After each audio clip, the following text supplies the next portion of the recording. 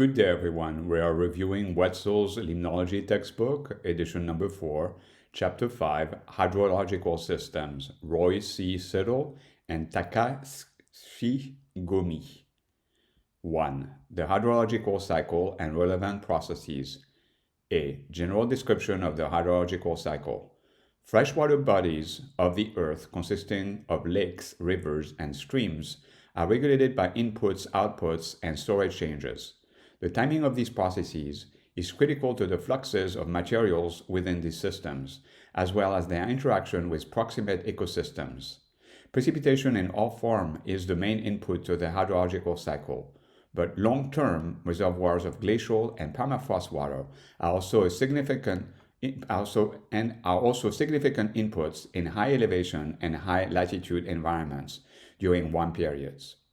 All these inputs supply water to soils, groundwater, and surface waters, each of which has different storage and transit times depending on their inherent characteristics and seasonal effects. Thus, water reaching lake systems can arrive as direct precipitation onto the lake surface, inflow from streams and rivers, overland flow from surrounding areas, groundwater and soil water seepage, glacial melt, and permafrost thaw.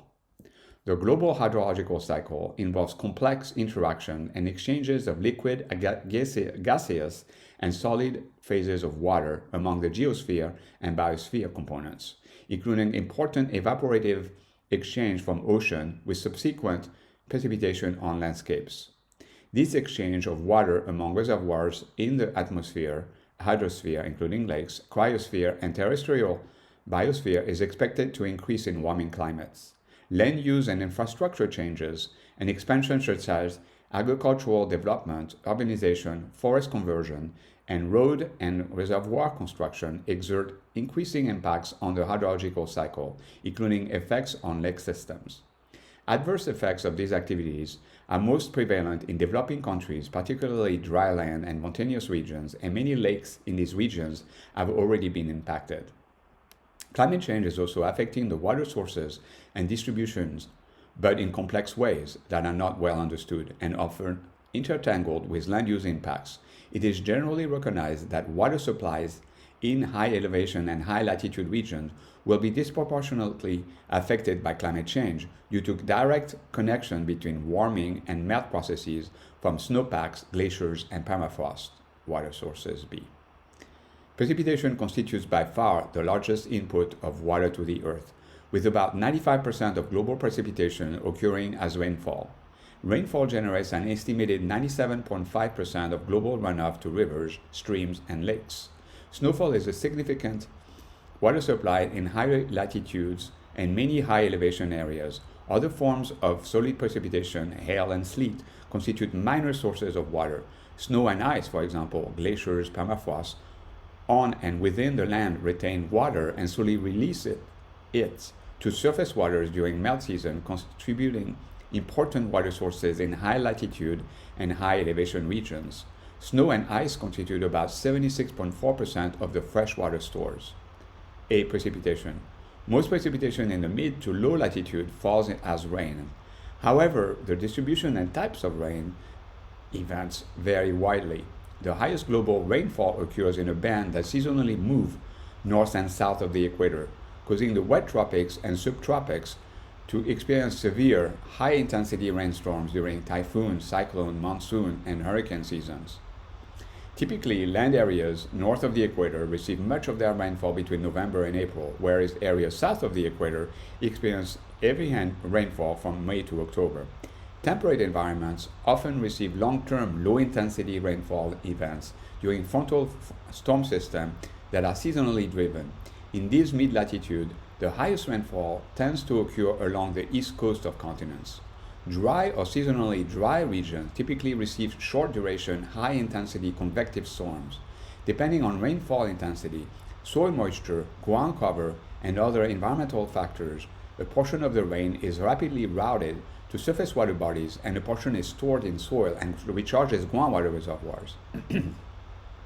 At latitude above 45 degrees and in high elevation, snow contribution become increasingly important and are the dominant water sources of high elevation areas in East and Central Asia, known as the water towers of the world. The snow line decreases with increasing latitude across most continents, and snow covers tend to exhibit the greatest interannual variability near the snow line. Intermittent, seasonal, and permanent snow cover affects northerly latitude to a much greater extent than in the southern hemisphere due to the much less land mass at high latitudes. However, where snow falls at higher latitude, 40 to 65 degrees, it tends to be a bit greater on southern hemisphere lands, 135 millimeter per year, compared to northern hemisphere, 125 millimeter per year. In the northern hemisphere, snowfall is more geographically fragmented than in the southern hemisphere. Mountain ranges play an important role in the distribution of precipitation. The most common phenomenon is that windward flanks of mountain ranges receive more precipitation than leeward flanks, the latter residing in a precipitation shadow. However, many other orographic induced by mountains interactions with precipitation occur. So before we move on to the next sentence, let's look at this figure here, figure 5-1. So we have this typical, hydrologic cycle description here in a forested environment with a slope. So we have contribution, which is as rainfall. So the rainfall is falling through the canopy of the forest, and it's infiltrating in the soil, and it's infiltrating in what is called the unsaturated zone. And then this is the saturated zone. This is basically the groundwater. And then it's reaching a stream. So here we have storage of water in small pores, and then we have water movement in micropores. So, and then percolation into groundwater. And then in terms of loss, we have canopy interception and evaporation, and then we have transpiration, and we'll look at those concepts in a little further here. So orographic effects on precipitation at smaller scales tend to be more complex. For example, on small hills, the maximum precipitation tends to occur near the crest. Typhoons and hurricanes are also modified by mountain topography. Although precipitation generally increases with elevation, the pattern and correlations between these attributes are highly variable from basin to basin. For example, in mountainous central Japan, a relatively low overall positive correlation, R between 0.3 and 0.4, was observed between elevation and monthly precipitation. However, when individual river basins were assessed separately, most basins had a higher correlation, R between 0.4 and 0.8, suggesting that complex topography exerts a major control on orographic precipitation. In the Pamir of Central Asia, large differences in annual precipitation occur at high elevation due to the combination of orographic blocking of westerly air masses, high elevation plateaus, and complex topography, and much of the high elevation East Pamir is an alpine desert. A type of precipitation not captured in standard gauges, which is called occult precipitation, involves the condensation of water vapor onto vegetation foliage and the subsequent release of this water by dripping or melting.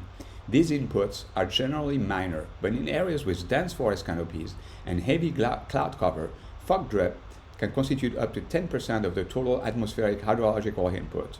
Dew represents the condensation of water vapor into droplets on surfaces, usually during nighttime cooling.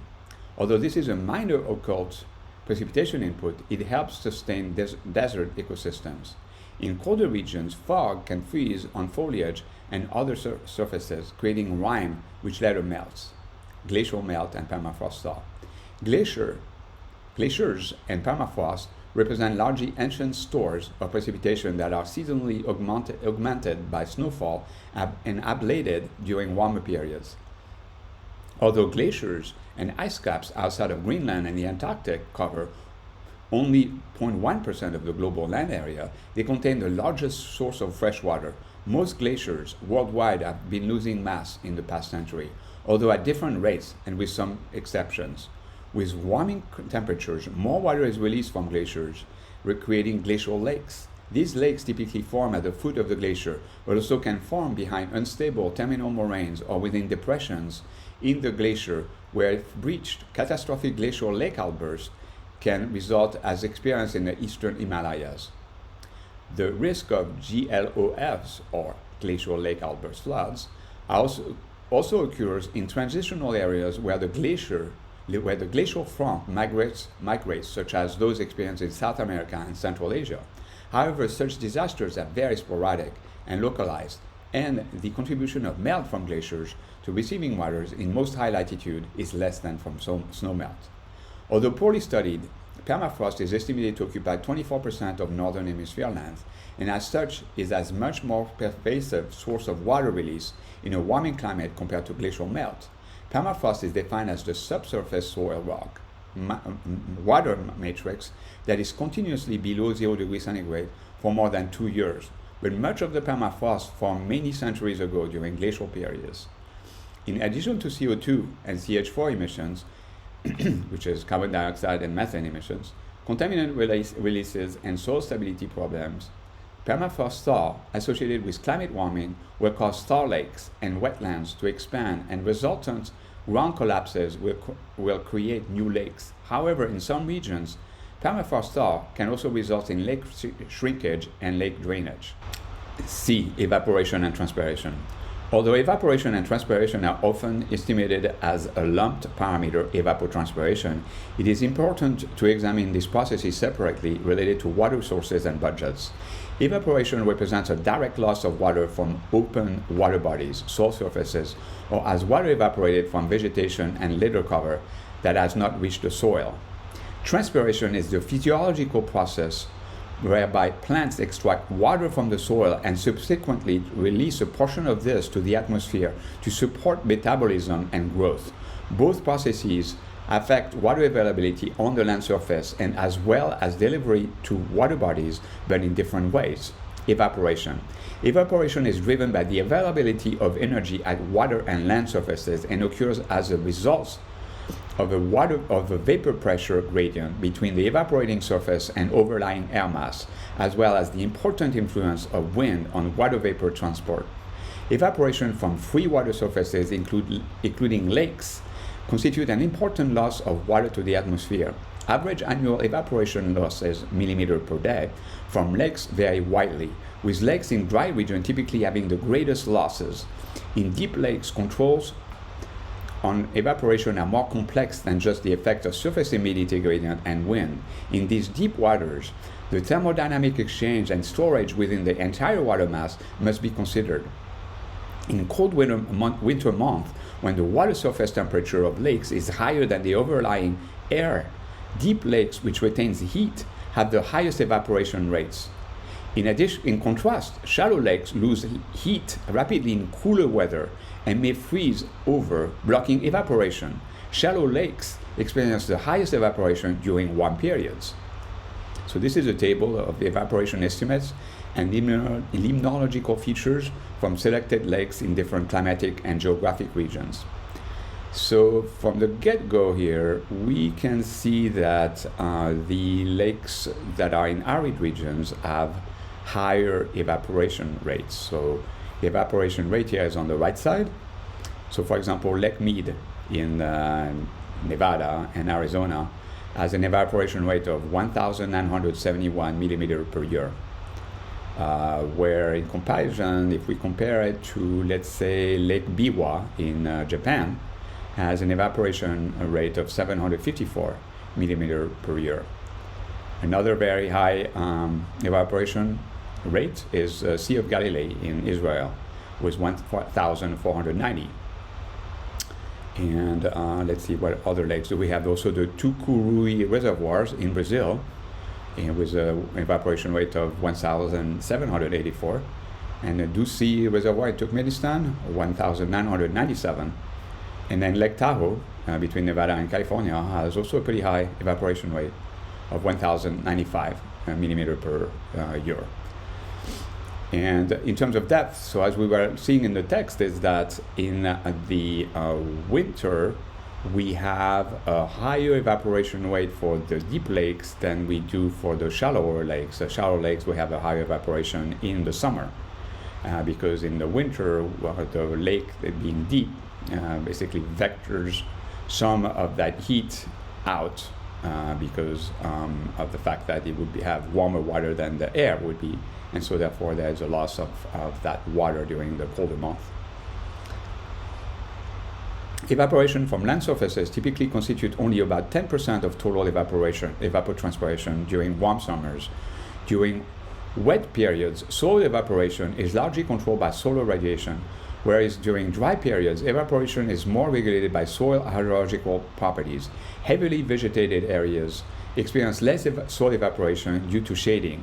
Evaporation can also occur from litter on the ground surface because organic litter can store water and can be hydrophobic when dry. As much as 20% of throughfall from tree canopy can evaporate from litter surfaces before reaching the soil. Litter and decomposed organic matter on the soil surface also serve to reduce evaporation losses from soils. Vegetation, particularly dense tree canopies, intercept significant amount of rainfall and snow, allowing this water to evaporate or sublimate back to the atmosphere without reaching the soil. Interception losses in forests typically represent 10% to more than 40% of gross precipitation, depending on tree species, canopy density, and climate. Tree and shrub canopies can store considerable rainwater when dry, but once saturated, most of the rain falls to the forest floor. High winds during intense rain also reduce canopy storage. Multi-tiered forests, such as in the tropics, have a high capacity to intercept rainfall, as water can be stored at various levels within the forest structure. In temperate climates, conifers intercept more rainfalls in winter than deciduous trees due to leaf fall from the latter. In regions with winter snowpacks, conifers intercept considerably more snow than deciduous trees. Evaporation of snow from tree canopies is promoted by moderate velocity dry winds. Strong winds may blow snow from trees, persistence of snow in trees, and strong radiation. A related, albeit minor, water loss is sublimation, where snow or ice is converted to water vapor without melting.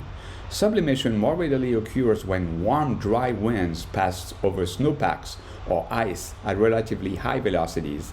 High altitude conditions are also subject to sublimation due to low air pressure. Transpiration. Transpiration is a complex physiological process in which water loss from vegetation is controlled by stomatal openings on the surface of foliage, rooting depth, type of vegetation, and stage of growth, cover density, vegetation height, and dormancy. Climatic control on transpiration include wind speed, humidity, radiation balance, and shading. Availability of soil moisture is a major limitation on transpiration. If soil water is freely available, transpiration does not vary greatly for different vegetation types. Transpiration declines when soil becomes dry and when solar radiation decreases.